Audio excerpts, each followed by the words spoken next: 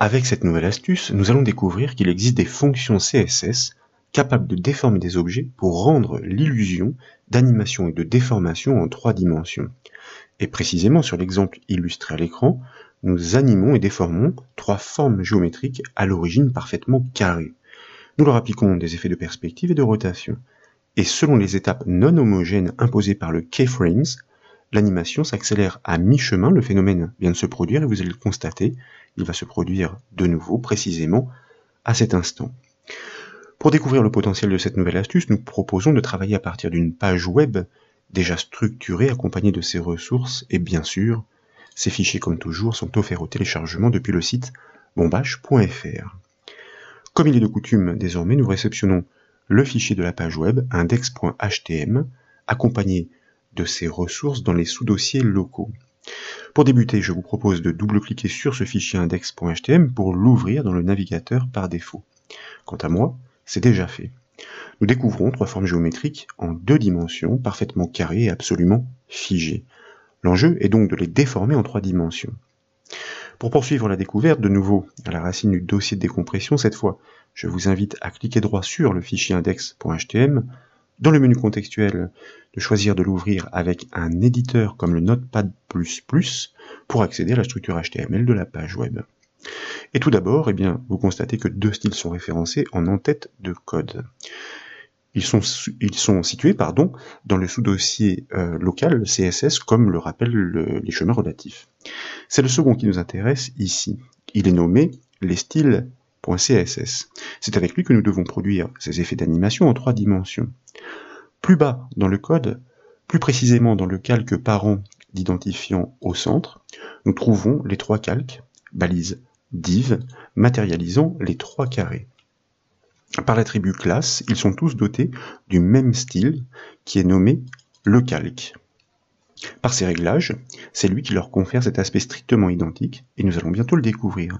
Mais c'est aussi lui qui doit initialiser les paramètres des animations à entreprendre.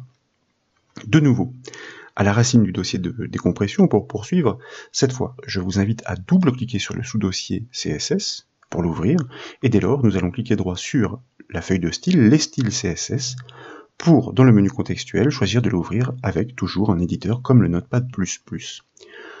Le style, le calque, que nous avons constaté dans la page HTML, dont nous avons constaté la présence dans la page HTML, est effectivement présent, mais il n'est pas complet. À ce stade, il se contente de régler des attributs comme les dimensions, la police ou encore les couleurs, entre autres. Avec l'astuce précédente, nous avons appris à régler certains attributs destinés à être utilisés par le keyframes, celui qui dicte les règles et les étapes de l'animation.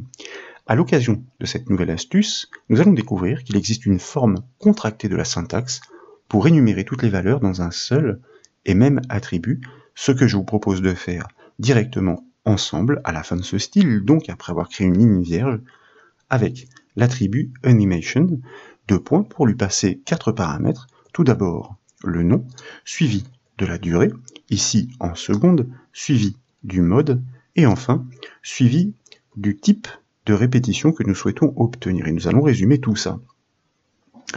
Nous constatons donc, a priori, qu'il n'est plus nécessaire de définir tour à tour les attributs animation name, animation duration, animation timing function et animation iteration count.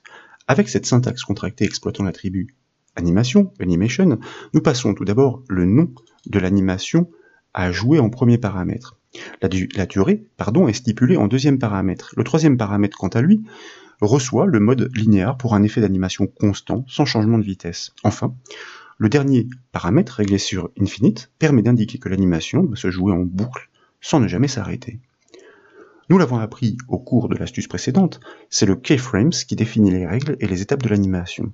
Ici, il est question de perspective et de rotation pour donner l'illusion d'une transformation 3D. Et ce keyframes doit tout d'abord faire référence à l'animation ciblée par son nom, donc rotation. Comme elle est initialisée, cette animation dans le style le calque, ces étapes de déformation concerneront les 3 carrés.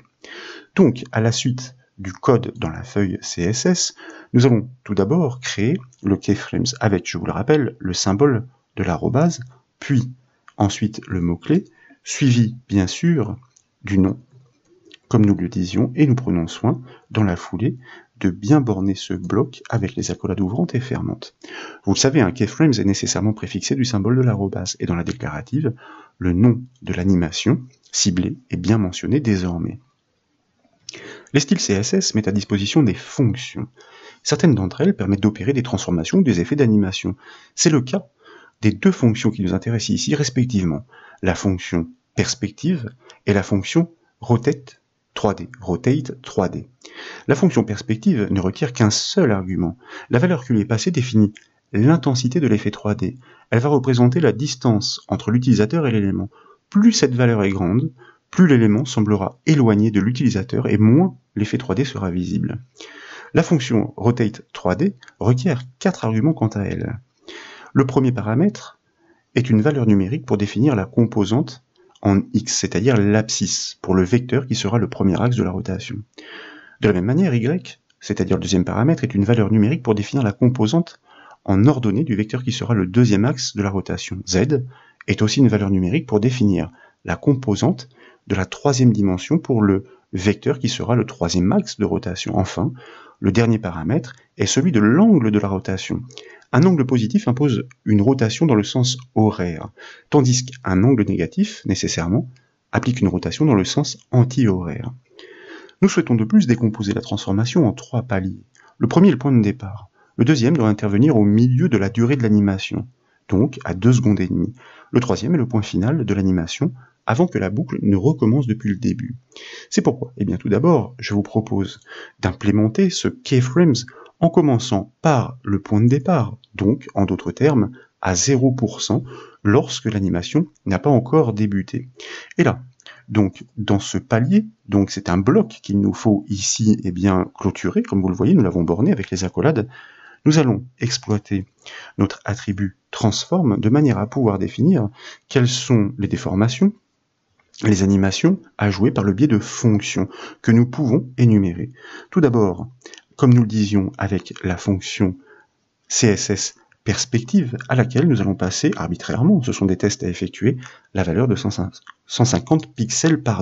Et ensuite, comme nous le disions, la fonction rotate 3D, alors autant pour moi, j'ai pas appuyé sur la bonne touche, à laquelle nous devons passer, nous l'avons expliqué, 3 paramètres.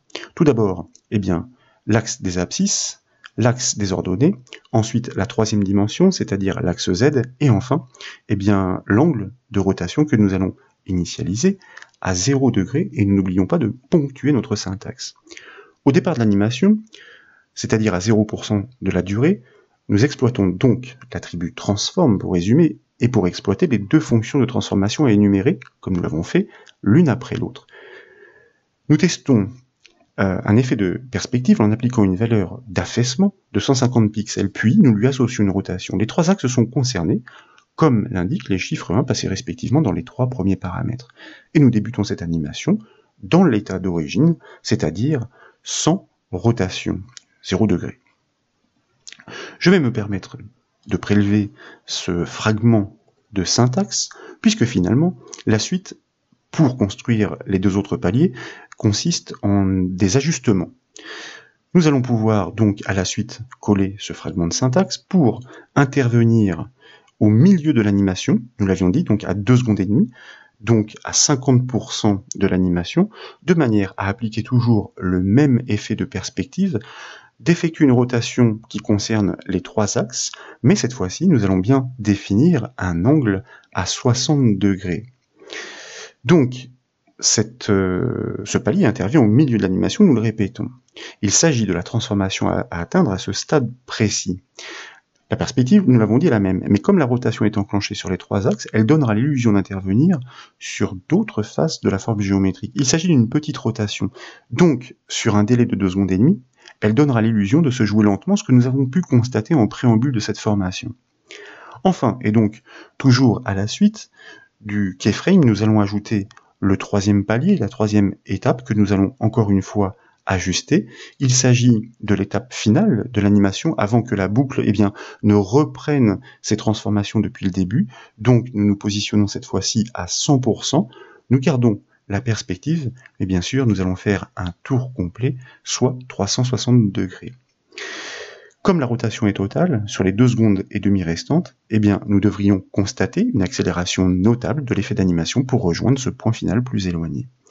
Je vous propose d'enregistrer les modifications, bien sûr, de revenir sur la page web, de rafraîchir le cache du navigateur avec le raccourci clavier CTRL F5 pour constater que la transformation est effectivement assez lente sur les 2 premières secondes et demie, puis qu'elle s'accélère brutalement, et comme vous pouvez le voir, elle se joue bien en boucle.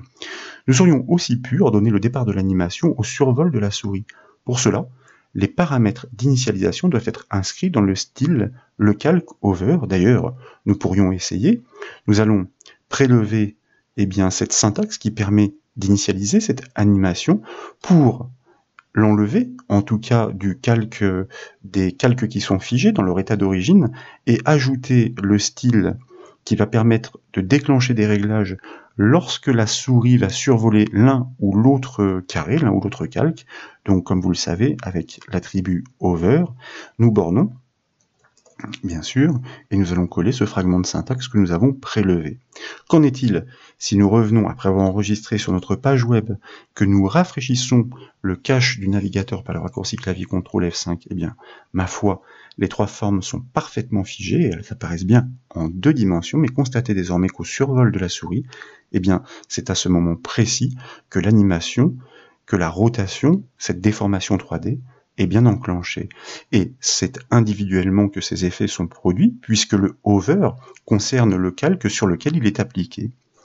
Voilà donc pour cette nouvelle astuce CSS, j'espère qu'elle vous a plu. Si c'est le cas, comme toujours, je compte sur vous pour mettre un petit j'aime à la vidéo, et comme vous le savez, vous pouvez retrouver toutes les astuces et formations sur le site bombache.fr. Je vous remercie.